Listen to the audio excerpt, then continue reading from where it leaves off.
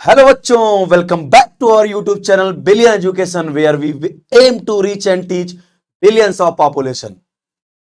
Hello, कैसे हो बेटा आप लोग? आ गया जीओसी का। आप लोग का बहुत दिन से आप वेट कर रहे थे, जीओसी का अगला लेक्चर कब आएगा। आ गया मैं आपके सामने जीओसी का लेक्चर लेके।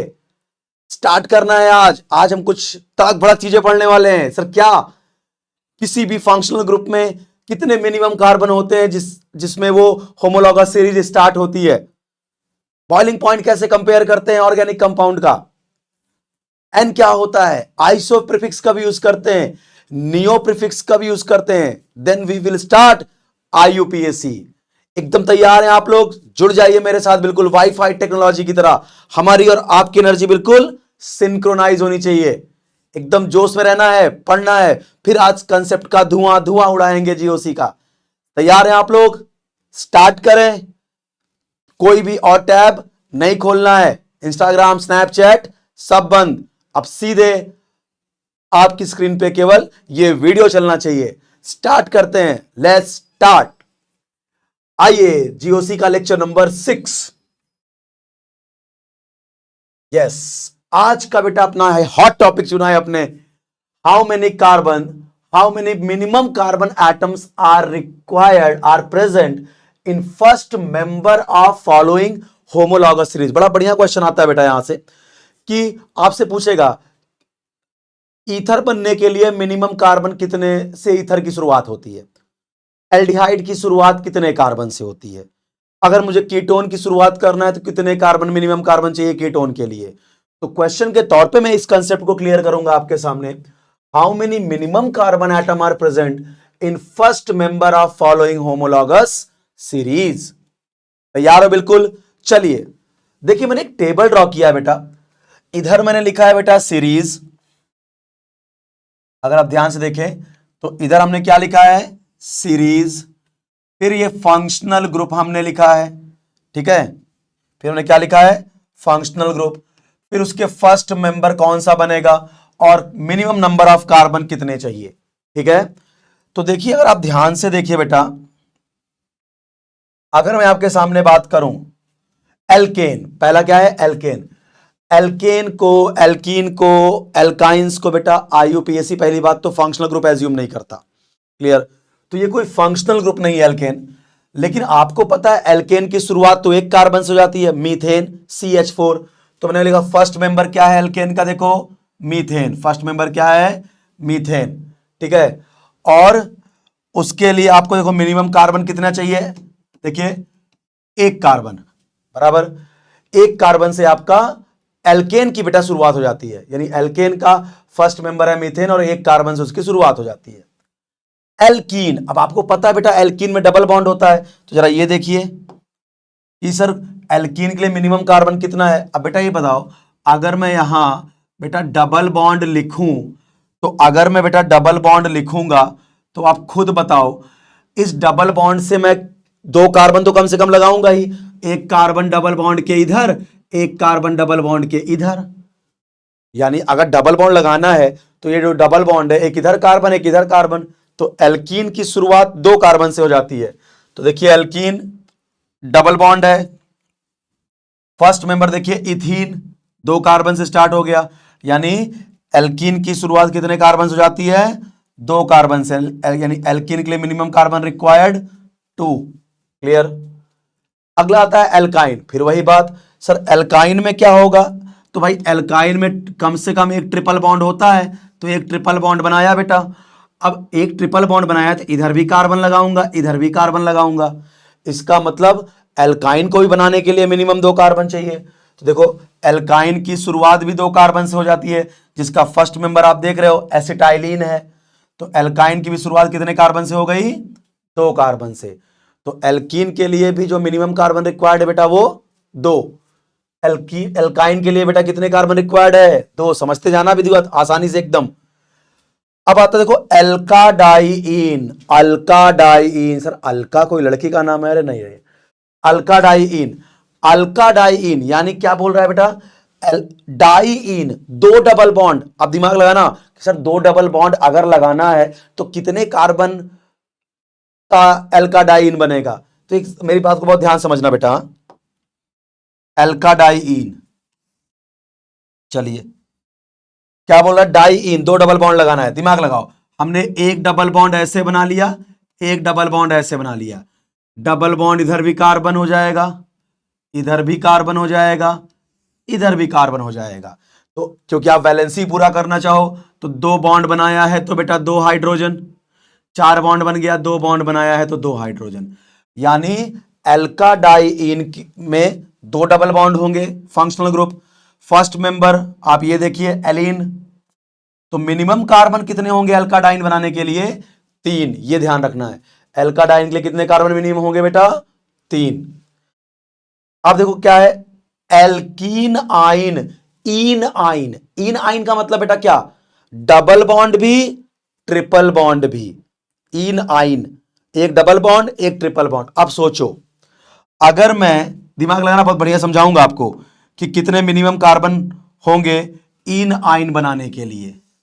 आइए देखिए, अगर मैं बोलूं, बहुत अच्छे समझना, तुमको मजा आ जाएगा बिल्कुल, कि सर ऐसा करिए, आप 3 कार्बन लगाइए सर, एक डबल बॉन्ड लगाना है, एक ट्रिपल बॉन्ड लगाना है, तो सर एक डबल बॉन्ड यहां लगा दीजिए और सर ट्रिपल बॉन्ड यहां लगा दीजिए। सर देखिए ना सर, इन आइन बनाने में भी 3 एल्कीनाइन, एल्कीनाइन यानी इन और आइन, एक डबल और एक ट्रिपल लाने के लिए सर मिनिमम 3 कार्बन लगा दीजिए। बट बहुत प्यार से देखो, क्या कार्बन दुखी है क्या, सर कैसे, अरे बाबा इस कार्बन ने देखो 1 2 3 4 5, अरे भाई कार्बन ने 5 बॉन्ड बना लिया, ये कब से होने लगा, कार्बन तो टेट्रावैलेंट होता है ना, वो 5 बॉन्ड कैसे बना सकता है बेटा। तो सर कैसे बनाए, डबल और ट्रिपल बॉन्ड लगाना था, अपन ने 3 कार्बन लिखा, एक में डबल बॉन्ड एक ट्रिपल बॉन्ड। अरे ठीक है तुमने लिख दिया, बट सही तो होना चाहिए। फिर सर क्या करें, कार्बन की वैलेंसी गड़बड़ हो रही है, तो कार्बन कार्बन कार्बन कार्बन, अब आप क्या करिए, एक यहां डबल बॉन्ड लगा दीजिए, अब यहां एक ट्रिपल बॉन्ड लगा दीजिए। अब देखिए किसी कार्बन की वैलेंसी गड़बड़ नहीं हो रही है, ये 2 बॉन्ड बनाया है तो 2H, 3 बॉन्ड बनाया है तो 1H, ये 4 बॉन्ड बना लिया, ये 3 बॉन्ड बनाया 1H। अब देखिए इन और आइन बना लिया, एल्काइन, क्या नाम है, एल्काइन आइन, एल्कीन आइन, यानी इन भी है आइन भी है। तो बेटा कितने कार्बन मिनिमम हो गए, 4। अगर आपको एक ही कंपाउंड में एक डबल और एक ट्रिपल लगाना है तो आप ये काम नहीं कर सकते कि सर 3 कार्बन बनाते हैं, पहले 2 कार्बन के बीच सर डबल बॉन्ड लगा देते हैं और अगले 2 कार्बन में ट्रिपल बॉन्ड, हो गई कहानी खत्म। अरे भाई कार्बन की वैलेंसी वगैरह भी तो कोई चीज होती है ना, वो 4 ही बॉन्ड बना सकता है, उससे ज्यादा बॉन्ड कार्बन नहीं बना सकता। तुम ऐसा करोगे तो कार्बन ये दुख कैसे झेलेगा बेटा, साला ये दुख खत्म ही नहीं होगा कभी, 5 बॉन्ड बना दिया। इसीलिए आप अगर इन आइन लगाना है, एक डबल बॉन्ड एक ट्रिपल बॉन्ड, भाई इन आइन का मतलब ही क्या है, एक डबल बॉन्ड एक ट्रिपल बॉन्ड, तो उसके लिए मिनिमम 4 कार्बन चाहिए आपको एक डबल और एक ट्रिपल लगाने के लिए। तो एल्कीन आइन के लिए जो मिनिमम कार्बन चाहिए बेटा, वो चाहिए राजा अपने को 4। क्या इतनी बातें आपको समझ में आई पहले, हाँ सर आ गई। चलिए आगे बढ़ते हैं, ये देखिए अब कुछ और फंक्शनल ग्रुप आप ध्यान से देखिए बेटा, कार्बोक्सिलिक एसिड, कार्बोक्सिलिक एसिड सबको पता होगा फंक्शनल ग्रुप क्या होता है, आपको मैंने पिछले लेक्चर में फंक्शनल ग्रुप पढ़ाया है बेटा, COOH कार्बोक्सिलिक एसिड। अब ये वैलेंस देखो, कार्बन ने बेटा यहां 1 2 और 3 बॉन्ड बनाए हैं, अब ये एक बॉन्ड खाली है, तो कार्बोक्सिलिक एसिड में ये बॉन्ड जो खाली वैलेंसी है कार्बन की बेटा, उसको तुम हाइड्रोजन से भी सेटिस्फाई कर सकते हो, उसको तुम कार्बन से भी सेटिस्फाई करते हो। ये मैंडेटरी नहीं होता बेटा कि कार्बोक्सिलिक एसिड, सर देखो ना सर COOH, सर हम बहुत अच्छे से जानते हैं सर कार्बोक्सिलिक एसिड, आप क्या हमें पढ़ाओगे, ये देखो सर COOH, ये हो गया सर कार्बोक्सिलिक एसिड। तो बेटा जरा बताओ कि यहां पे कार्बन ने एक बॉन्ड, देखो बहुत ध्यान से, बहुत प्यार से देखना, एक बॉन्ड, 2 बॉन्ड, 3 बॉन्ड, और ये चौथा बॉन्ड खाली है, सबको दिख रहा होगा सर चौथा बॉन्ड खाली है। तो सर इस चौथे बॉन्ड में क्या लगाया जाए, कार्बोक्सिलिक एसिड में एक कार्बन तो सर साफ साफ दिख रहा है कि सर एक कार्बन है, तो क्या सर ये जो वैलेंसी खाली है इसमें हम केवल कार्बन ही लगा सकते हैं या हाइड्रोजन भी लगा सकते हैं, तो बेटा यहां पे तुम हाइड्रोजन भी लगा सकते हो, और इसको बोलते हैं फॉर्मिक एसिड। तो नहीं तो मैं अगर कार्बन लगता मैं साफ साफ लिख देता कि यहां कार्बन होना ही चाहिए, यानी यहां पे आप हाइड्रोजन भी रख सकते। जैसे मैं, जब आपको याद हो पिछले लेक्चर में जब मैं कीटोन पढ़ा रहा था तो मैंने आपको बताया था कीटोन में ये ग्रुप होता है कार्बन, देखो ये, लेकिन इधर भी कार्बन ही होना चाहिए, इधर भी कार्बन ही होना चाहिए, यानी सी डबल बॉन्ड ओ के दोनों बाजुओं जो दो वैलेंसी है वो कार्बन से ही सेटिस्फाई होनी चाहिए, तब उसको कीटोन बोलते हैं। आई होप आपको बातें याद हों मेरी। तो कार्बोक्सिलिक एसिड का फंक्शनल ग्रुप क्या है? COOH। इस पूरे टेबल में देखो COOH है। अब ये वैलेंसी खाली है, इसको मैंने किससे सेटिस्फाई किया बेटा? इसको देखो, ये हाइड्रोजन से भी कर सकते हो बेटा, ये वाली वैलेंसी को, और कार्बन से। भाई हाइड्रोजन से किया तो फॉर्मिक एसिड बना, सर कार्बन से कर दें क्या? कर दो राजा, CH3COOH, सर एसिटिक एसिड बन गया। तो कार्बोक्सिलिक एसिड में ये जो खाली वैलेंसी है COOH के साथ जो एक बॉन्ड आपको लगाना है, यहां पे बेटा आप H भी लगा सकते हो, H लगाओगे तो फॉर्मिक एसिड बनेगा, और CH3 लगाओगे तो एसिटिक एसिड। क्लियर? तो यहां पे H भी हो सकता है, इसीलिए कार्बोक्सिलिक एसिड के लिए मिनिमम एक कार्बन से कार्बोक्सिलिक एसिड की शुरुआत हो जाती है बेटा। सुनो मेरी बात, बहुत कड़क बात बताने चल रहा हूं। अगर कार्बोक्सिलिक एसिड में COOH में इस जगह पे मैं केवल कार्बन लगा सकता तो कार्बोक्सिलिक एसिड की शुरुआत ही बेटा दो कार्बन से होती, तब मैं ये नहीं लिखवाता कि कार्बोक्सिलिक एसिड की शुरुआत एक कार्बन से हो जाती है, क्योंकि कार्बोक्सिलिक एसिड में खुद ही एक कार्बन है, बराबर। अब ये जो वैलेंसी फ्री है, अगर मैं बोलता इसको आपको कार्बन से ही सेटिस्फाई करना है, तो ये एक कार्बन और एक कार्बन बेटा मैंने और लगाया, तब तो मैं लिखा था दो कार्बन शुरुआत हो गया बेटा। लेकिन इस जगह पे हम हाइड्रोजन भी लगा सकते हैं, उसको फॉर्मिक एसिड बोलते हैं, इसलिए कार्बोक्सिलिक एसिड की शुरुआत एक कार्बन से हो जाती है। ठीक है, चलिए बहुत बढ़िया, समझ में आया होगा आपको। आइए अगला, aldehyde. Aldehyde, aldehyde functional group क्या है बेटा? CHO। ये देखो COH, ये ग्रुप दिख जाए इसको एल्डिहाइड बोलते हैं, CHO ग्रुप को एल्डिहाइड। अब देखो यहां पे भी बहुत ध्यान से देखो, एक वैलेंसी फ्री है कार्बन की, ये सर। अब इस वैलेंसी फ्री एल्डिहाइड में सर यहां क्या चाहिए? सिर्फ कार्बन लगा सकते हैं क्या? नहीं, एल्डिहाइड में भी ये आपको फ्रीडम है कि यहां पे आप हाइड्रोजन भी लगा सकते हो। हाइड्रोजन लगाओगे तो इसका नाम बन जाएगा फॉर्मल्डिहाइड, फॉर्मल्डिहाइड। और अगर आप कार्बन लगाते हो तब भी ये एल्डिहाइड है, ऐसा नहीं है एल्डिहाइड, इसको बोलेंगे एसिटल्डिहाइड, एसिटल्डिहाइड। तो इसका मतलब एल्डिहाइड ये फंक्शनल ग्रुप होता है COH। यहां जो बेटा खाली वैलेंसी है ना बेटा, उस पे आप हाइड्रोजन भी लगा सकते हो। भाई एल्डिहाइड में आप खुद समझो, एक कार्बन तो ऑलरेडी है फंक्शनल ग्रुप में बेटा, अब इस वैलेंसी पे अगर हम कार्बन ही लगा पाते तो एल्डिहाइड की शुरुआत दो कार्बन से होती, लेकिन यहां पे क्या हाइड्रोजन भी आप रख सकते हो। इसे देखो बेटा मैंने क्या रख दिया, मैंने रख दिया राजा हाइड्रोजन। इसका मतलब एल्डिहाइड की शुरुआत भी एक कार्बन से हो जाती है, फॉर्मल्डिहाइड। चलिए अब बात करते हैं कीटोन। देखो कीटोन फंक्शनल ग्रुप पहचानिए, C डबल बॉन्ड O, दोनों तरफ वैलेंसी खाली है। बट कीटोन में ध्यान रखना, ये आपको अनुमति नहीं दी गई है, ये आपको नहीं बोला गया है कि सर H और H लगा दें। अरे भाई H और H लगा दोगे तो ये बन जाएगा एल्डिहाइड बन जाएगा। कीटोन में जो C डबल बॉन्ड O है ना, इसके इधर भी कार्बन ही होना कंपलसरी है, इधर भी कार्बन ही होना कंपलसरी है, इसीलिए कीटोन की शुरुआत बेटा तीन कार्बन से होती है। एल्कोहल, अब देखो OH ग्रुप फंक्शनल ग्रुप है एल्कोहल का, OH ग्रुप। अब यहां भी वैलेंसी खाली है क्योंकि ऑक्सीजन दो बॉन्ड बनाता है, तो अब OH ग्रुप अगर कार्बन से जुड़ेगा तभी उसे एल्कोहल बोलते हैं। तो यहां देखो, इसका मतलब एल्कोहल बनने के लिए मिनिमम कितने कार्बन चाहिए? एक कार्बन। कीटोन के लिए तीन, एल्कोहल के लिए बेटा एक कार्बन से एल्कोहल की शुरुआत बेटे हो जाती है। ईथर, ये देखो O लिखा है, दो वैलेंट, भाई ऑक्सीजन डबल बॉन्ड बना, ऑक्सीजन दो बॉन्ड बनाता है, डाईवैलेंट होता है, तो ऑक्सीजन दो बॉन्ड बनाया हुआ है, बट अगर ऑक्सीजन दोनों बॉन्ड कार्बन के साथ ही बना ले तब उसको ईथर बोलते हैं। अगर ऑक्सीजन दोनों बॉन्ड कार्बन के साथ ही बना ले, ROR, तो इसे क्या बोलते हैं बेटा? ईथर। इसलिए ईथर की शुरुआत 2 कार्बन से हो जाती है, डाई मिथाइल ईथर, 2 कार्बन से। एस्टर, एस्टर फ्रूटी स्मेल वाले कंपाउंड होते हैं, बड़ी प्लीजेंट स्मेल होती है बेटा इसकी, ठीक है, महकते रहो जिंदगी में। इधर देखो, एस्टर का फंक्शनल ग्रुप होता है बेटा COO। अब यहां मैं लिख रहा हूं मिथाइल एस्टर, तो COOR होता है एक्चुअली।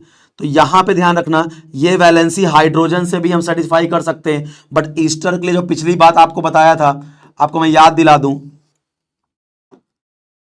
एस्टर के लिए COO और यहां पे O से कार्बन ही जुड़ना चाहिए, बाकी इस वाले कार्बन से आप H भी जोड़ सकते हो बेटा, लेकिन COO O से क्या जुड़ना चाहिए? कार्बन, और इस C से आप हाइड्रोजन भी जोड़ सकते हो, तो इसको मिथाइल एस्टर बोलते हैं बेटा। तो यहां देखो मैंने हाइड्रोजन जोड़ दिया, तो मिथाइल एस्टर की शुरुआत कितने कार्बन से हो जाती है? 2 कार्बन से। तो अगर कोई पूछे कि एस्टर बनने के लिए मिनिमम कार्बन कितने रिक्वायर्ड है? 2। आगे बढ़ते हैं। अब देखो ये है इथाइल एस्टर, तो यहां O से क्या जोड़ दिया मैंने? इथाइल जोड़ दिया, O से इथाइल। अब यहां तुम H लगा सकते हो, देखो मैंने H लगाया, तो इथाइल एस्टर बनने के लिए कितने कार्बन की रिक्वायरमेंट होती है बेटा? 3। मिथाइल एस्टर के लिए 2, इथाइल एस्टर के लिए 3। 1 डिग्री अमीन का फंक्शनल ग्रुप सब लोग जानते हो, NH2 होता है, और NH2 यहां पे देखो जो वैलेंसी खाली है उसमें उसको किससे जुड़ना चाहिए? उसको कार्बन से जुड़ना चाहिए। तो देखिए एक कार्बन जुड़ गया NH2, तो 1 डिग्री अमीन की शुरुआत 1 कार्बन से हो जाती है। अब 2 डिग्री अमीन का फंक्शनल ग्रुप है NH, 2 वैलेंसी खाली है, लेकिन इधर भी कार्बन होना चाहिए, इधर भी कार्बन होना चाहिए, तब 2 डिग्री अमीन बोलोगे आप। तो इसका मतलब 2 डिग्री अमीन के लिए मिनिमम कार्बन बेटा 2 कार्बन से 2 डिग्री अमीन की शुरुआत हो जाती है। 3 डिग्री अमीन, ये देखो नाइट्रोजन N, 3 बॉन्ड खाली है, तीनों में कार्बन ही चाहिए, कार्बन कार्बन कार्बन। अगर नाइट्रोजन 3 कार्बन जुड़ गया तो 3 डिग्री अमीन बोलते हैं। तो इसका 3 डिग्री अमीन बनने के लिए मिनिमम कार्बन 3 की रिक्वायरमेंट होती है, 3 कार्बन से शुरुआत हो जाती है। आई होप आपको बेटा ये कंसेप्ट समझ में आया होगा कि किसी भी फंक्शनल ग्रुप के लिए मिनिमम कार्बन कितने होते हैं। समझ में आ रहा है? मजा आ रहा है बिल्कुल कंसेप्ट में। अगला देखिए क्या कंसेप्ट आ गया, how to compare boiling point. तो अगर मैं अभी जरा एल्केन्स वगैरह में ही रहूंगा, नॉर्मली अगर आपको बताऊं ना, तो बॉइलिंग पॉइंट कैसे कंपेयर करते हैं।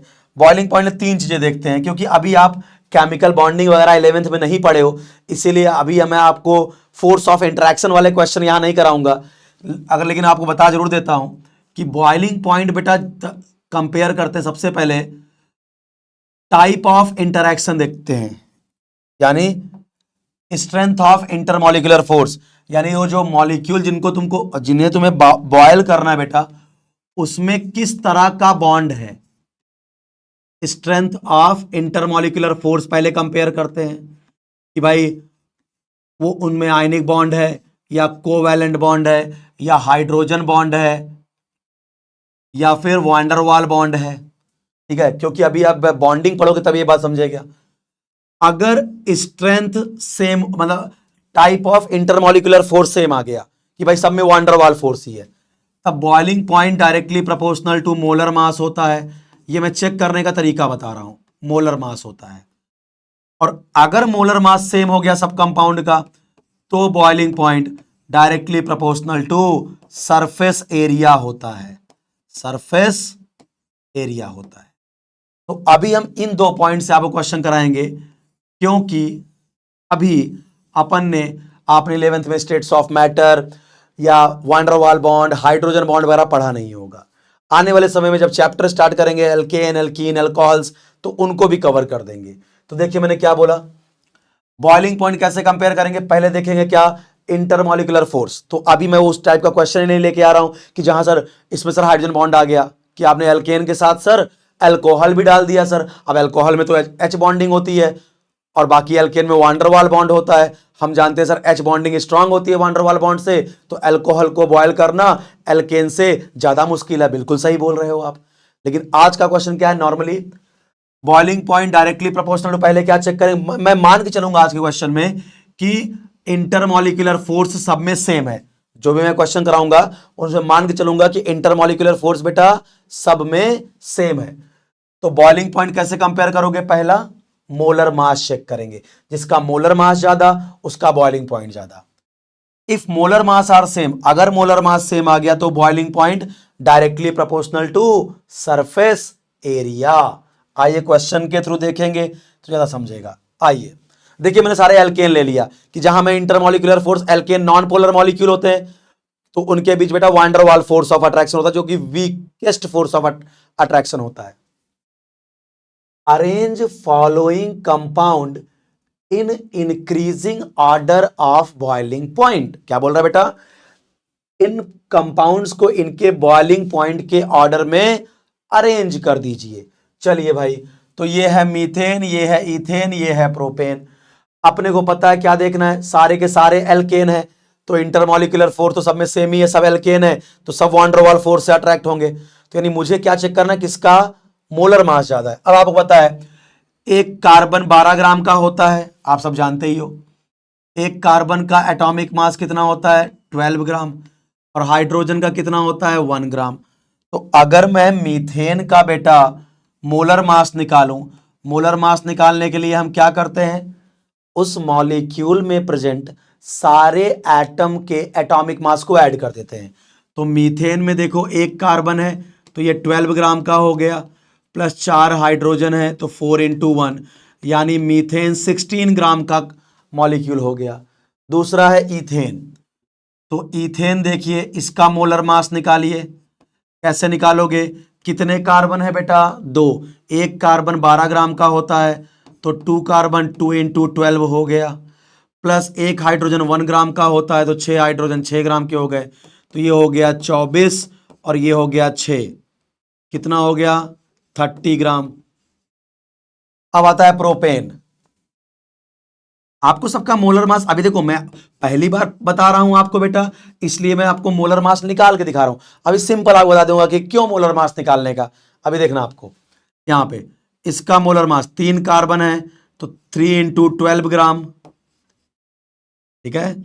और 3 3 6 2 8 हाइड्रोजन है तो 8 इंटू 1 ग्राम, ये हो गया 36 प्लस 8, 36 और 8 हो जाएगा 44, यानी ये 44 ग्राम का। तो इसका मतलब ये एल्केन कितने ग्राम का है? ये 16 ग्राम इसका मोलर मास है, इसका 30 ग्राम और इसका 44 ग्राम। और हम जानते हैं boiling point directly proportional to molar mass, molar mass के डायरेक्टली प्रोपोर्शनल होता है बेटा बॉइलिंग पॉइंट। इसका मतलब इधर से इधर चलने पर मोलर मास बढ़ रहा है, इसका मतलब इनका बॉइलिंग पॉइंट भी बढ़ेगा क्योंकि मोलर मास बढ़ रहा है। अगला क्वेश्चन देखो, क्वेश्चन नंबर 2। इन दोनों का अपने को, हाँ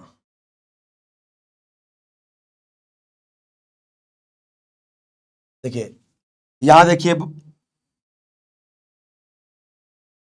अगर इस क्वेश्चन में मैं बात करूं, ये देखो बेटा अब डायरेक्ट करेंगे। देखो आप एक बात बताओ, यहां पहले समझो, ये भी ब्यूटेन है, 4 कार्बन का एल्केन बेटा, और ये भी देखो 1 2 3 4 4 कार्बन का एल्केन ब्यूटेन, ये एन ब्यूटेन है, ये आइसो ब्यूटेन है, ये दोनों 4 कार्बन का ही एल्केन है। अगर बताओ, दिमाग लगाओ जरा, इसका मॉलिक्यूलर फॉर्मूला लिखो, 1 2 3 4 सर C4, 3 3 6 2 8 2 10 H10। सर इसका मॉलिक्यूलर फॉर्मूला तो C4H10 बन रहा है।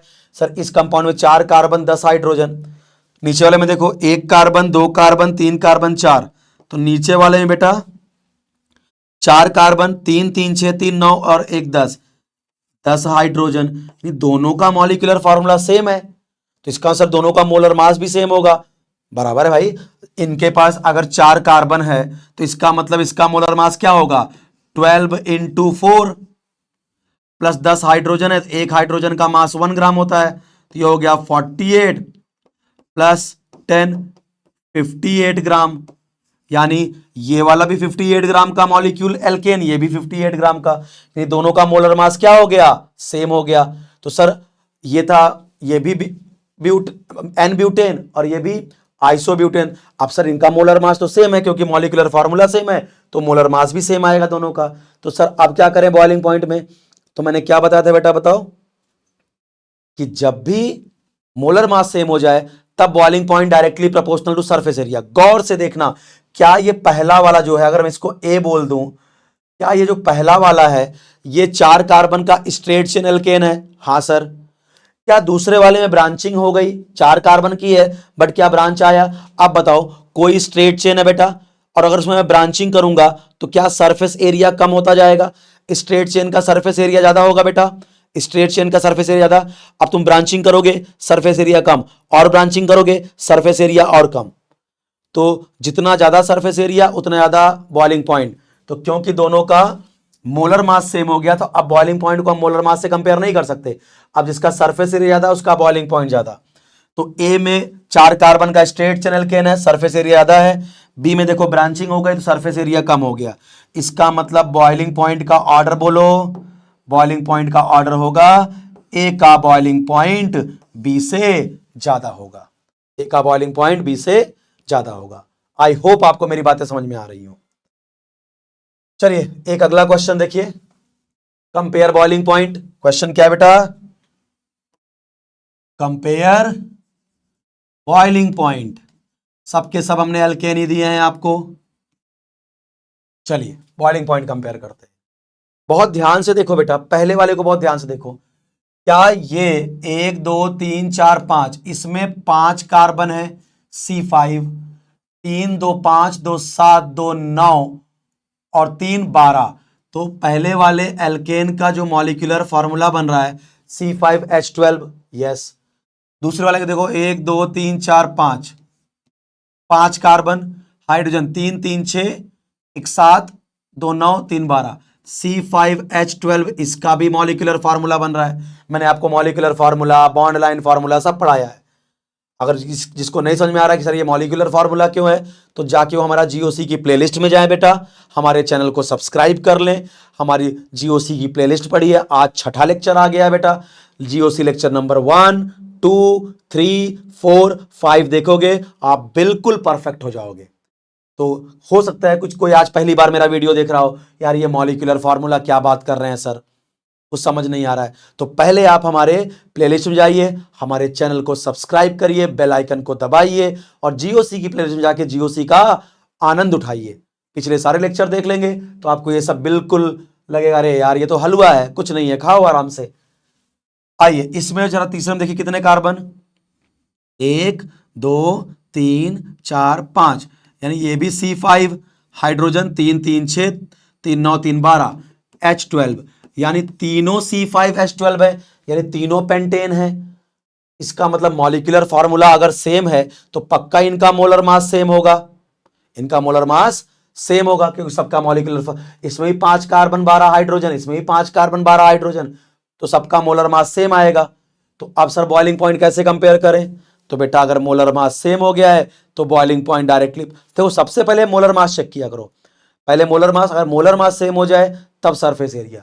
अब बताओ मोलर मास तो सेम हो गया, क्या बताइए ये 5 कार्बन स्ट्रेट चेन में लगे हैं? हाँ sir 5 carbon sir straight chain में लगे हैं, बिल्कुल सही बोल रहे हो सर। क्या दूसरे वाले में थोड़ी सी एक ब्रांचिंग हो गई? हाँ सर थोड़ा ब्रांचिंग हो गई। तीसरे वाले में और ब्रांचिंग हो गई। तो ध्यान से देखिए पहले वाले का सरफेस एरिया ज्यादा है, ध्यान से देखो मुझे, थोड़ा ब्रांचिंग हुई सरफेस एरिया कम, इसमें और ब्रांचिंग हो गई सरफेस एरिया और कम। आप खुद देख रहे होगा, इसका सरफेस एरिया ज्यादा, ब्रांचिंग हुई सरफेस एरिया थोड़ा सा कम, और ब्रांचिंग हो गई सरफेस एरिया और कम हो गया। तो इसका मतलब जो बेटा बॉइलिंग पॉइंट का ऑर्डर आएगा वो होगा सबसे ज्यादा सरफेस एरिया ए का, फिर बी का, फिर सी का। तो बॉइलिंग पॉइंट भी सबसे ज्यादा ए का, फिर बी का, फिर सी का, क्योंकि मोलर मास सेम हो चुका है बेटा। तो अगर सरफेस एरिया ज्यादा तो बॉइलिंग पॉइंट ज्यादा। ब्रांचिंग होने से सरफेस एरिया राजा कम हो जाता है। अगर 5 कार्बन का स्ट्रेट चैनल केन है, ब्रांचिंग हुई सरफेस एरिया कम, और ब्रांचिंग हुई और सरफेस एरिया कम, सरफेस एरिया कम तो बॉइलिंग पॉइंट भी कम। आइए एक क्वेश्चन और देखते हैं, ये बढ़िया क्वेश्चन है, कंपेयर बॉइलिंग पॉइंट। आ गया बढ़िया क्वेश्चन बिल्कुल, ठीक है। यहां देखो कुछ बच्चे गलती करते हैं, कंपेयर बॉइलिंग पॉइंट कंपेयर करिए CH3Cl। अब कुछ बच्चों को क्या लगता है, सर देखो सर, यहां एक कार्बन, यहां एक कार्बन, यहां दो कार्बन, यहां तीन कार्बन। सर तीन कार्बन अगर आ गया यहां पे तो इसका तो मोलर मास बढ़ गया सर, क्योंकि नंबर ऑफ कार्बन बढ़ गया तो इसका बॉइलिंग पॉइंट बढ़ जाएगा। इसे देखो, मैं इस क्वेश्चन को बगल में आपको सबका मोलर मास निकाल के दिखाया हूं।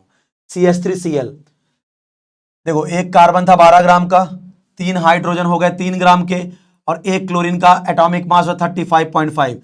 तो ये पर्टिकुलर जो मॉलिक्यूल है, ये वाला पहला, इसका मोलर मास आ रहा है कितना, 50.5 ग्राम। ये अब देखिए, मैंने CH3I का मोलर मास निकाला।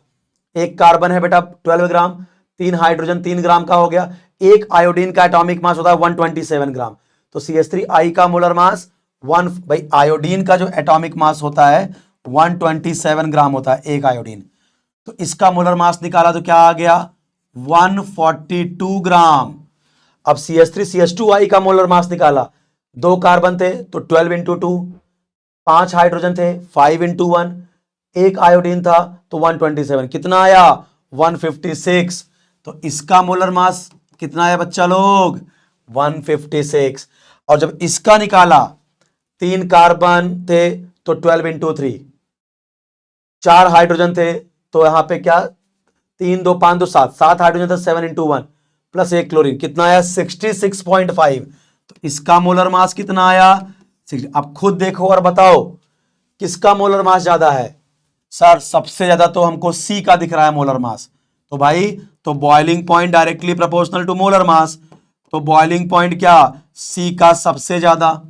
फिर उसके बाद सर बी मारो, बिल्कुल सही।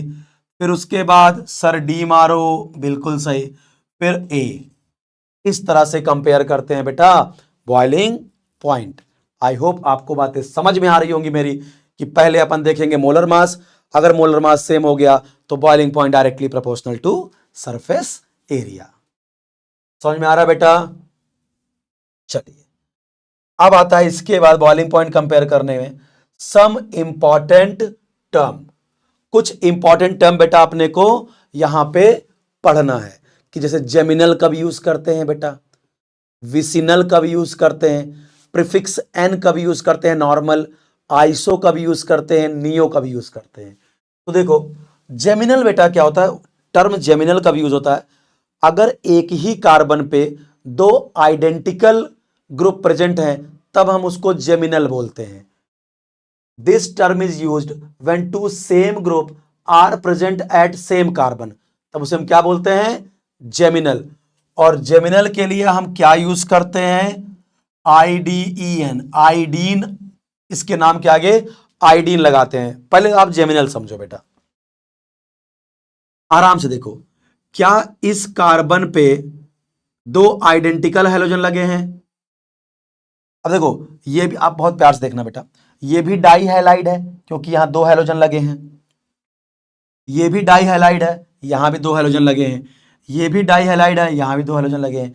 बट अगर मैं बोलूं इन डाई हैलाइड में सर विसिनल डाई हैलाइड और जेमिनल कौन है, जेमिनल कौन है, तो जेमिनल का मतलब क्या होगा, जेमिनल डाई हैलाइड, अगर एक ही कार्बन पे दो सेम हैलोजन लगे होंगे तब उसको जेमिनल डाई हैलाइड बोलेंगे। तो यहां देखो, क्या दो हैलोजन यहां लगे हैं, यस सर, और दोनों हैलोजन सेम भी हैं, यस सर, और एक ही कार्बन पे हैं, यस, तो यहां जेमिनल टर्म यूज करेंगे, इसको बोलेंगे जेमिनल डाइहैलाइड।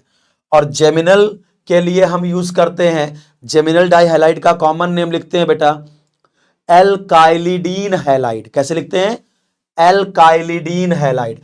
तो बताओ कितने कार्बन यहां दिख रहे हैं, सर दो, दो कार्बन का एल्केन बेटा क्या इथेन होता है, हां सर, तो उसका एल्काइलिडीन क्या होगा, ध्यान रखना, जेमिनल का जो कॉमन नेम लिखा जाता है ना, कॉमन नेम, अगर वो जेमिनल डाइहैलाइड है, common name of geminal dihalide,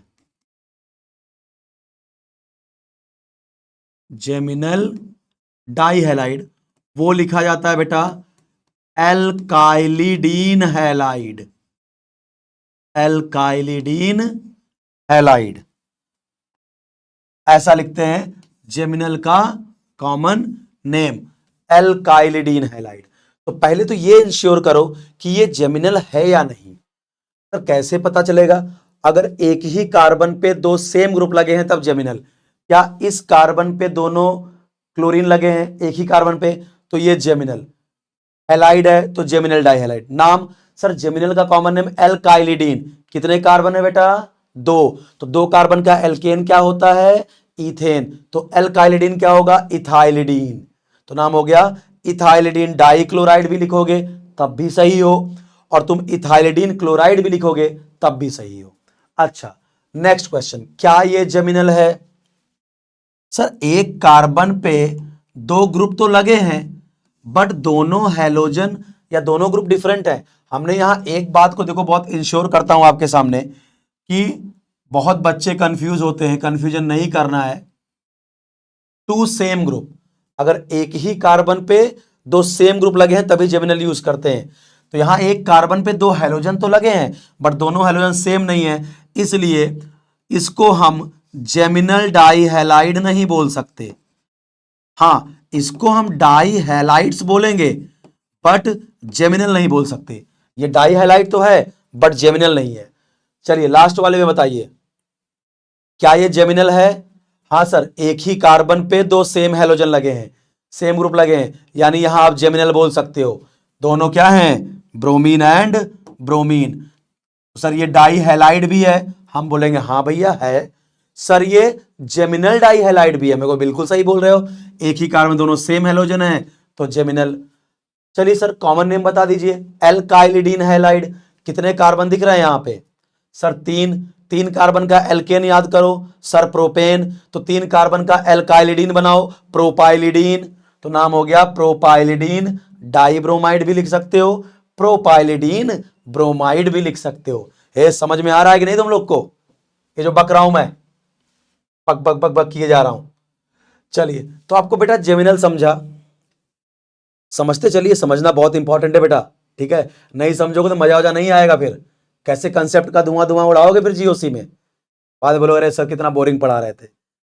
geminal के बारे में मैंने क्या बताया? अगर एक ही कार्बन पे दो आइडेंटिकल ग्रुप प्रेजेंट है उसको क्या बोलते हैं बेटा? जेमिनल। अब विसिनल, विसिनल क्या होता है?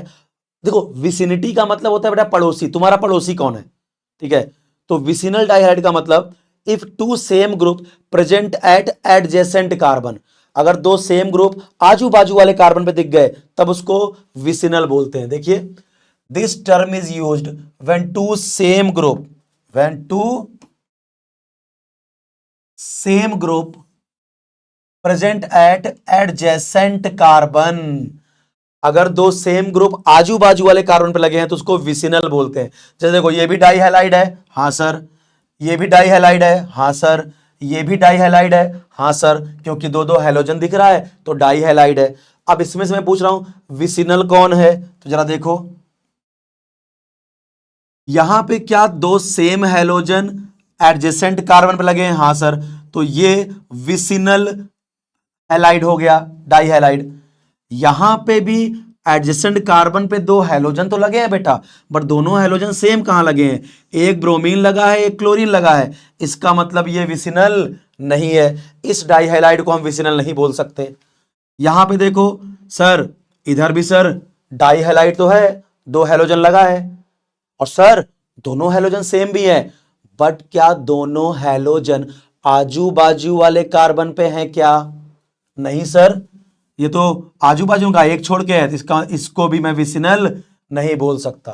तो विसिनल आप तभी बोलोगे जब दो आइडेंटिकल ग्रुप एडजेसेंट कार्बन पे होंगे।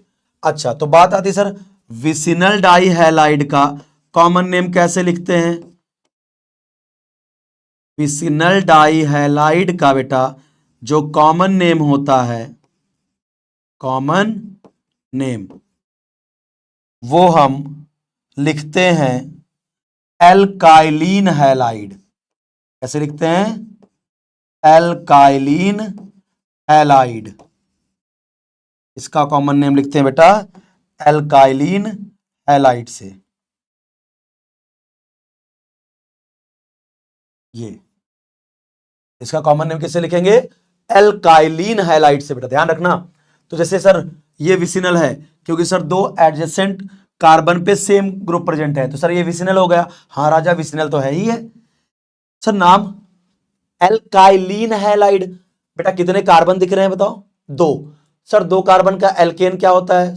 इथेन। तो सर एल्काइलिन क्या होगा? इथाइलिन। तो नाम हो गया इथाइलिन डाइक्लोराइड, या फिर इथाइलिन क्लोराइड लिखो तब भी सही है। अब देखो यहां पे और तो विशनल है नहीं, क्योंकि 2 हैलोजन क्या हो गए? डिफरेंट। जैसे ये देखो, और कुछ एग्जांपल कराता हूं आपको एक।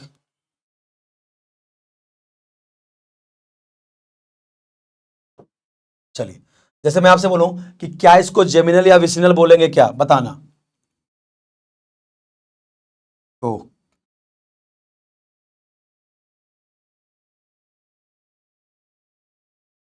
चलो पहला एग्जांपल बताओ।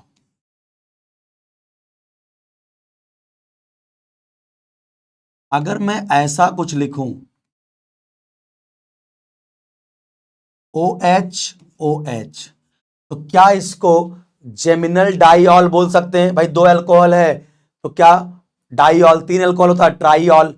तो आप जरा बताइए इसको कि यहां पे देखिए एक ही कार्बन पे 2 आइडेंटिकल ग्रुप प्रेजेंट है, यानी यहां पे हम जेमिनल टर्म यूज कर सकते हैं। ठीक है, अगर मैं आपसे बोलूं है, ये देखिए, बताइए क्या इसको जेमिनल बोल सकते हैं? Geminal diol. हाँ सर, एक ही कार्बन पे सर 2 ग्रुप सेम है, ओ एच और ओ एच, तो यहां भी टर्म हम जेमिनल यूज कर सकते हैं सर। चलिए, अच्छा ये दूसरा एग्जाम्पल हो गया। तीसरा देखिए,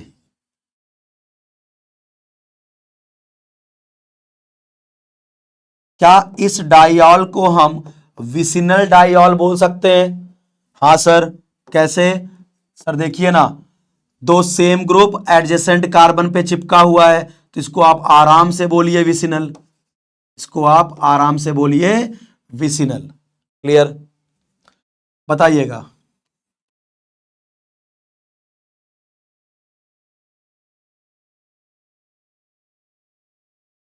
क्या इसको मैं विसिनल डाइऑल बोल सकता हूं? यहां विसिनल यूज कर सकता हूं? नहीं। 2 आइडेंटिकल ग्रुप तो दिख रहे हैं, ओ एच और ओ एच, बट वो एडजेसेंट कार्बन पे कहां लगे हैं? आजू बाजू वाले कार्बन में कहां लगे हैं? यहां पे आप विसिनल टर्म यूज नहीं कर पाओगे बेटा। तो आई होप, मुझे ऐसा लगता है कि आपको जेमिनल और विसिनल क्लियर हो गया। अब हम बात करेंगे बेटा, कब हम एन, कब हम आइसो, और कब हम नियो प्रीफिक्स का इस्तेमाल करते हैं। नॉर्मल, आइसो और नियो, काफी बच्चों को बहुत ज्यादा कंफ्यूजन होता है कि नॉर्मल कब होता है, आइसो कब यूज करते हैं और नियो कब यूज करते हैं। चलिए आइए, सम इंपॉर्टेंट टर्म में ही बात करेंगे अब।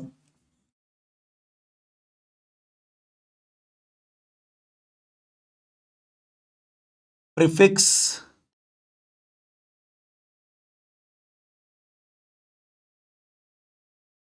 कब आप एन यूज करोगे? एन मीन्स इसको नॉर्मल बोलते हैं। कब आप आइसो यूज करोगे? और कब आप प्रीफिक्स नियो यूज करोगे? ये अपने को पढ़ना है बेटा। कब अपन नॉर्मल यूज करेंगे, कब आइसो यूज करेंगे, और कब नियो यूज करेंगे। चलिए पहले नॉर्मल बताते हैं। पहला स्टार्ट करते हैं, फर्स्ट एन यानी नॉर्मल कब यूज करते हैं? एन प्रीफिक्स कब यूज करते हैं? देखिए, नॉर्मल प्रीफिक्स हम बेटा तब यूज करते हैं जब when carbon chain is straight, when carbon chain is straight, अगर कार्बन चेन स्ट्रेट हो एंड नो ब्रांच एनीवेयर, उस कार्बन चेन में कहीं पे भी ब्रांचिंग नहीं होनी चाहिए, नो ब्रांच एनीवेयर, तब हम प्रीफिक्स एन यूज करते हैं बेटा। यानी जब कार्बन चेन स्ट्रेट हो, उस पर कहीं भी ब्रांचिंग नहीं होनी चाहिए, तब हम एन प्रीफिक्स यूज करते हैं। सर कुछ एग्जाम्पल दीजिए, आइए भाई एग्जाम्पल लीजिए। जैसे एग्जाम्पल देखिए, CH3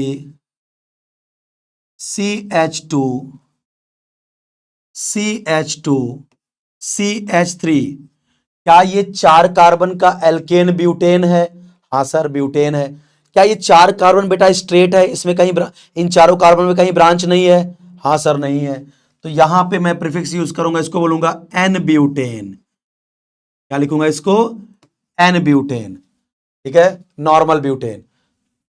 और अगर अच्छा आपको एक बात और बता दूं, जब बेटा हम किसी भी एल्केन से जब हम एक H को हटा देते हैं तो एल्काइल बनता है। एल्केन से एक H को हटाने बेटा क्या बनता है? एल्काइल बनता है। तो अब बताओ ये ब्यूटेन है, अगर मैं इसी को ऐसा लिखूं CH3 CH2 CH2 CH2 और ये, तो क्या मैंने एक H हटा दिया ब्यूटेन से? हाँ सर। तो अब ये हो गया ब्यूटाइल। क्या ये 4 कार्बन का जो ये ब्यूटाइल है, ब्यूटेन से H हटाया तो ब्यूटाइल, लेकिन क्या ये 4 कार्बन का बेटा जो ब्यूटाइल है ये भी स्ट्रेट चेन में ही है? स्ट्रेट चेन एल्काइल दिख रहा है, कहीं ब्रांच नहीं है। तो इसको मैं बोल सकता हूं एन ब्यूटाइल। क्या बोलूंगा? N butyl. जैसे देखिए अगला, एन टर्म कब यूज करते हैं? जब कार्बन चेन बेटा स्ट्रेट हो, कहीं ब्रांच नहीं होनी चाहिए। जैसे देखिए अगला एग्जांपल,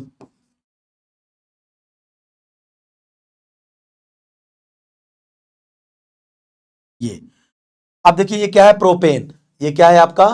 प्रोपेन। 3 कार्बन का एल्केन, ये 3 कार्बन स्ट्रेट चेन में लगे हैं, तो this is called N propane. N propane. अब इसी से अगर मैं एक H हटा दूं, यहां देखो ये अगर 3 कार्बन का मैं एल्काइल बनाऊं, देखो मैंने यहां से एक H हटा दिया, तो अब ये 3 कार्बन का स्ट्रेट चेन एल्काइल, ये हो गया एन प्रोपाइल। N propyl. तो अगर कार्बन चेन स्ट्रेट है बेटा, कहीं पे ब्रांच नहीं है, तब हम प्रीफिक्स एन यूज करते हैं। N butane, N pentane, N hexane, और उसी से H हटा दोगे, एल्केन से H हटाओगे, क्या बनेगा? एल्काइल। तो ये 4 कार्बन का स्ट्रेट चेन एल्केन था तो एन ब्यूटेन, ये 4 कार्बन का स्ट्रेट चेन एल्काइल है तो एन ब्यूटाइल, ये 3 कार्बन का स्ट्रेट चेन एल्केन है तो एन प्रोपेन, एन यूज किया, 3 कार्बन का स्ट्रेट चेन एल्काइल है तो एन प्रोपाइल। तो आई होप आपको समझ में आया होगा कि प्रीफिक्स एन यानी एन का नॉर्मल कब यूज करते हैं? जब कार्बन चेन स्ट्रेट हो, कहीं पे ब्रांचिंग नहीं होनी चाहिए, तब हम प्रीफिक्स एन यूज करते हैं। आइए आगे बढ़ते हैं।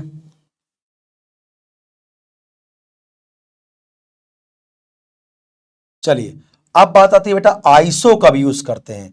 प्रीफिक्स आइसो कब यूज करते हैं? बहुत इंपॉर्टेंट है ये आइसो। आइसो प्रीफिक्स बेटा हम कब यूज करते हैं?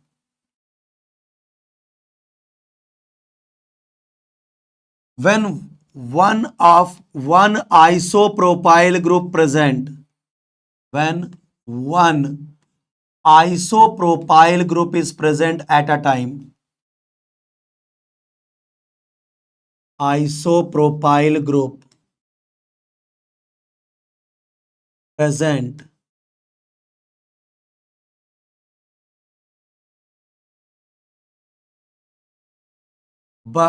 at a time,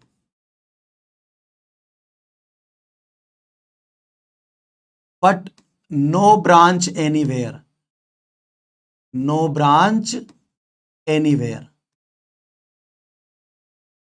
एग्जाम्पल दूंगा बेटा तो आपको क्लियरिटी आएगी कि आइसो हम क्यों। अब आइसो प्रोपाइल ग्रुप क्या होता है?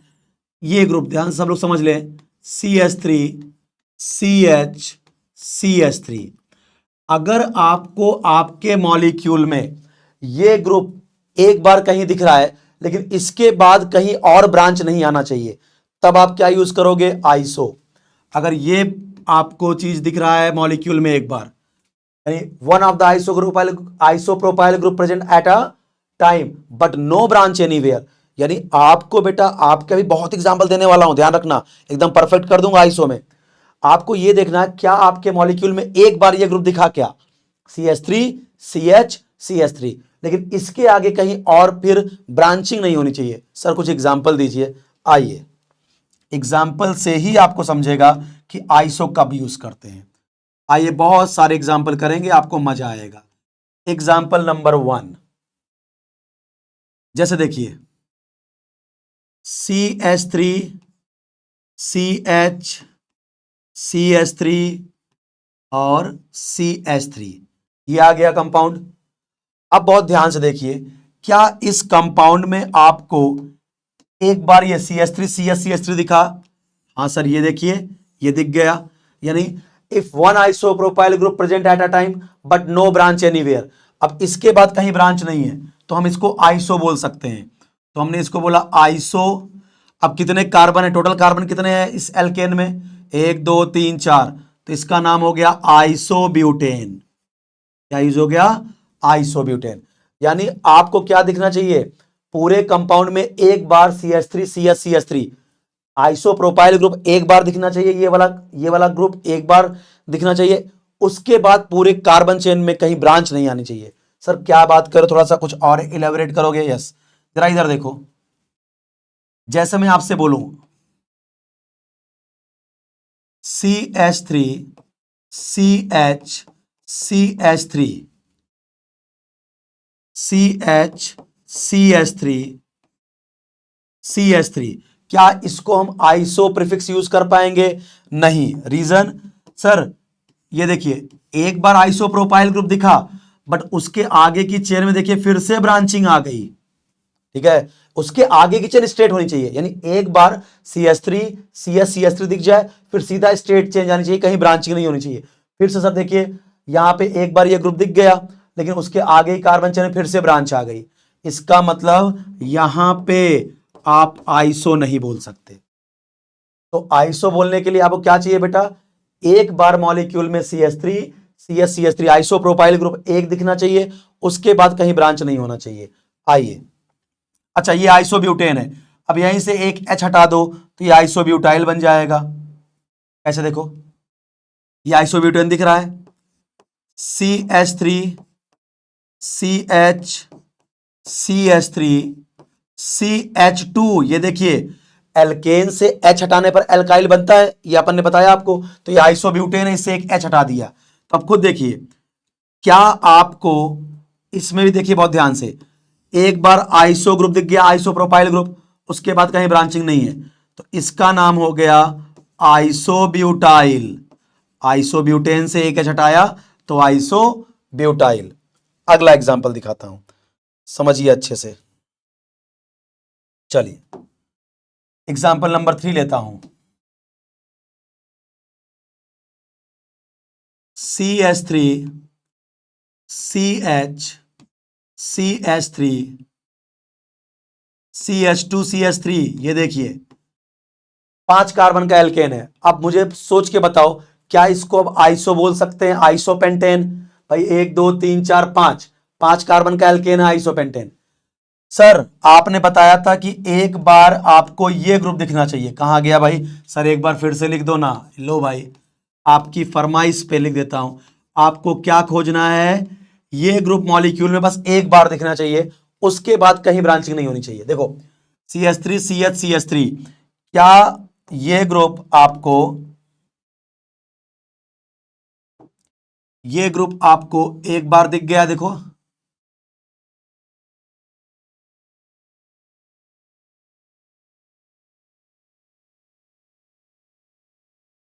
देखो, ये आपको दिखा CH3 CH CH3 एक बार दिख गया, उसके आगे कहीं ब्रांचिंग है नहीं। तो इसका मतलब अगर ये ग्रुप CH3 CH CH3 एक बार दिख जाए तो आप आइसो बोल सकते हो, लेकिन उसके आगे कहीं, सॉरी, उसके आगे कहीं ब्रांचिंग नहीं होनी चाहिए। ठीक है, चलिए तो इसको हम बोलेंगे सर आइसो। आप लिखिए, क्योंकि हमको सर CH3 CH CH3 दिखा, फिर उसके आगे जो कार्बन चेन चल रही है उसमें कहीं ब्रांच नहीं आ रहा है, इसको बोलेंगे हम आइसोपेंटेन। क्या बोलेंगे? आइसोपेंटेन। बहुत ध्यान समझना बेटा कि आइसो टर्म कब यूज करते हैं? When one of the isopropyl group present in the molecule but no branch anywhere. एक बार ये दिखना चाहिए CH3 CH CH3 पूरे मॉलिक्यूल में। अच्छा, सर जरूरी है वो लेफ्ट में ही दिखे? ऐसा नहीं है, ये ग्रुप राइट में भी दिख सकता है। ये सर बार बार आप लेफ्ट में बना रहे हो, ये राइट में भी बन सकता है। तो आपको बस एक बार ये ग्रुप दिखना चाहिए पूरे मॉलिक्यूल में, CH3 CH CH3। उसके बाद पूरे मॉलिक्यूल में कहीं पे ब्रांचिंग नहीं आनी चाहिए, तो आइसो यूज करोगे। अच्छा, अब ये आइसोपेंटेन था ना, अब अगर मैं इसी को ऐसा करूं, देखो CH3 CH CH3 CH2 CH2, यानी क्या मैंने एक H हटा दिया एल्केन से, तो एल्केन से एक H हटाने बेटा एल्काइल बनता है। तो अगर ये आइसोपेंटेन था, मैंने उसी से एक H यहां से हटाया, तो इसको क्या बोलोगे? आइसोपेंटाइल। आइसोपेंटाइल। सर आपने इसको आइसोपेंटाइल क्यों बोला? क्योंकि अभी भी मुझे देखो ये ग्रुप दिख गया, ये CH3 CH CH3 एक बार दिखा, फिर आगे कहीं ब्रांचिंग नहीं है, और 1 2 3 4 5 कार्बन का एल्काइल, आइसोपेंटाइल। क्लियर? चलो, तो ये बातें तो तुमको समझ में आ रही होंगी। अब बात बेटा ये आता है ना, दो ऐसे एक्सेप्शन हैं जो आइसो की डेफिनेशन को फॉलो नहीं करते, उसको आपको एज सच याद करके बैठना है। मतलब आइसो की डेफिनेशन सर क्या है? भाई आइसो की डेफिनेशन ये है कि अगर one of the isopropyl group, अगर आपका क्या है, आपके मॉलिक्यूल में एक बार ये ग्रुप दिखना चाहिए, एक आइसोप्रोपाइल ग्रुप प्रेजेंट होना चाहिए, उसके बाद आगे कहीं पे भी ब्रांचिंग नहीं होनी चाहिए, तब हम आइसो बोलते हैं। तो दो ऐसे कंपाउंड है बेटा जो आइसो की डेफिनेशन को फॉलो नहीं करते, लेकिन जैसे आइसोहेप्टेन और आइसो ऑक्टेन, तो ये दो एक्सेप्शन है जो आपको याद रखना है। तो एक्सेप्शन मैं आपको अलग से याद करवा देता हूं। एक्सेप्शन, दो ही ऐसे कंपाउंड है जो आइसो की डेफिनेशन को फॉलो नहीं करते, फिर भी उनके नाम में आइसो लिखा जाता है। उसमें पहला है आपका आइसोहेप्टेन। आइसोहेप्टेन जिसका स्ट्रक्चर बेटा ऐसा होता है, CH3 CH CH3 C CH3 CH3 और CH3, ये आइसोहेप्टेन का स्ट्रक्चर है। आप खुद देखो, एक बार आइसो ग्रुप दिख गया CH3 CH CH3, ये ग्रुप दिखा, बट आगे फिर ब्रांचिंग नहीं होनी चाहिए ना। देखो आगे भी, यहां देखो दो दो ब्रांच लग गई, आगे दो कार्बन, इसमें दो ब्रांच लगी हुई है, तो इसको तो आइसो नहीं बोलना चाहिए, फिर भी आइसो बोलते हैं।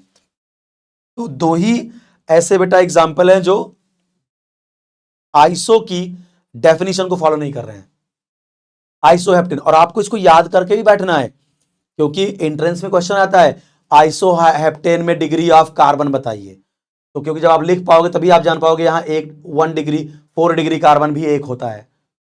और दूसरा एक्सेप्शन है अपने पास आइसो ऑक्टेन। बेटा क्या है? Iso octane. ये दो ऐसे कंपाउंड हैं जो आइसो की डेफिनेशन को फॉलो नहीं करते। एग्जाम्पल, आइसोऑक्टेन बनाया कैसे जाएगा?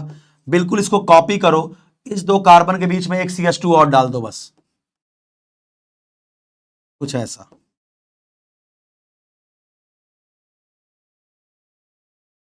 ये आपका आइसोऑक्टेन हो गया।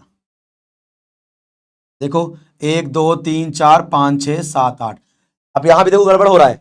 One of the isopropyl group दिख रहा है CH3 CH CH3, फिर आगे कहीं ब्रांच नहीं होना चाहिए। अगर ध्यान से देखो आगे चलने पर यहां देखो ब्रांच आ गई, तो इसको कायदे से तो आइसो नहीं बोलना चाहिए।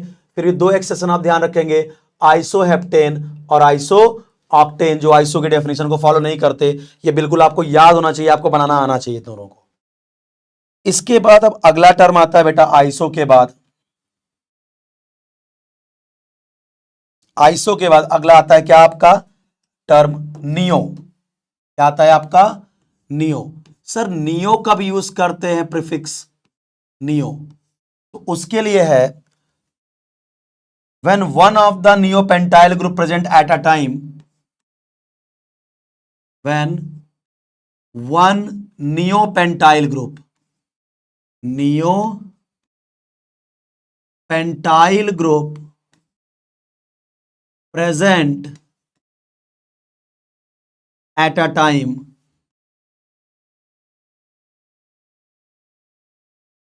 बट नो ब्रांच एनीवेयर, उसके बाद कहीं ब्रांच नहीं होनी चाहिए, नो ब्रांच एनीवेयर। अब बात आता है पहले कि सर नियोपेंटाइल ग्रुप क्या होता है, तो आइए पहले पहचानवा देते हैं आपको। CH3 C CH3 CH3 CH2, इस ग्रुप को पहचान लो आंखें खोल के फाड़ के, इस ग्रुप को नियोपेंटाइल बोलते हैं,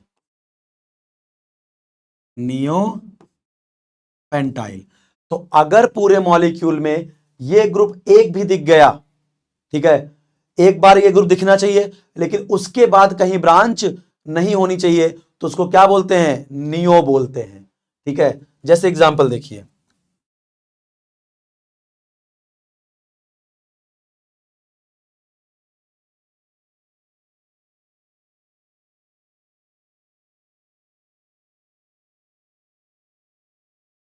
ध्यान से देखिए। अब क्या इस कंपाउंड में आप आराम से देखिए, क्या आपको CH3 CH3 या CH2, क्या ये ग्रुप एक बार दिखा? हाँ सर देखिए CH3 CH3, यानी one of the neopentyl group sir दिख रहा है, उसके बाद कहीं ब्रांच नहीं आ रहा है, इसका मतलब यहां हम प्रीफिक्स नियो यूज करेंगे। और 1 2 3 4 5 6, 6 कार्बन है, तो दिस इज नियो हेक्सेन, इसे क्या बोलेंगे, नियो हेक्सेन। अगला एग्जांपल देखिए, इसी अब ये नियो हेक्सेन है, अगर इससे एक H निकाल दूं तो बेटा ये नियो हेक्साइल बन जाएगा जैसे, लेकिन नियो ग्रुप दिखना चाहिए। अब ये मत बोलना सर सुनो ना, एक H यहां से हटा दूं क्या, तब फिर नियो कैसे बोल पाओगे? नियो बोलने के लिए ये ग्रुप तो आपको सेफ रखना है बिल्कुल, ये देखो ये ग्रुप मैंने बिल्कुल सेफ रखा, बराबर। अब इससे एक H हटा दिया तो क्या बन गया, ये नियो हेक्साइल, ये बन गया आपका नियो हेक्साइल। क्योंकि हो सकता है किसी को डाउट आ जाए, सर एक H हटाना नियोपेंटेन, सर इसको हटा देते हैं। भाई इस ग्रुप को तुम्हें नहीं छेड़ना है, ये ग्रुप एक बार तो दिखना ही चाहिए ना, अगर ये ग्रुप एक बार नहीं दिखेगा तो नियो कैसे बोलोगे? इसको प्रोटेक्ट रख रहा हूं, यहां से एक H कम कर दे रहा हूं, तो हो गया क्या आपको, नियो हेक्साइल।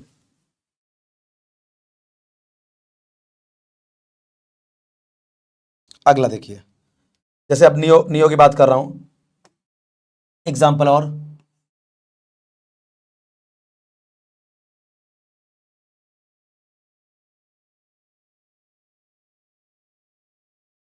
ये देखिए, इसको हम बोल सकते हैं नियोपेंटेन। अब कुछ लोग को यहां डाउट आता है, सर आपने तो ये बताया था कि नियो नियो बोलने के लिए आपके मॉलिक्यूल में ये ग्रुप आपको दिखना चाहिए एक बार, नियोपेंटाइल ग्रुप, ये वाला ग्रुप दिखना चाहिए सर, तभी आपने बताया था आप नियो बोलोगे।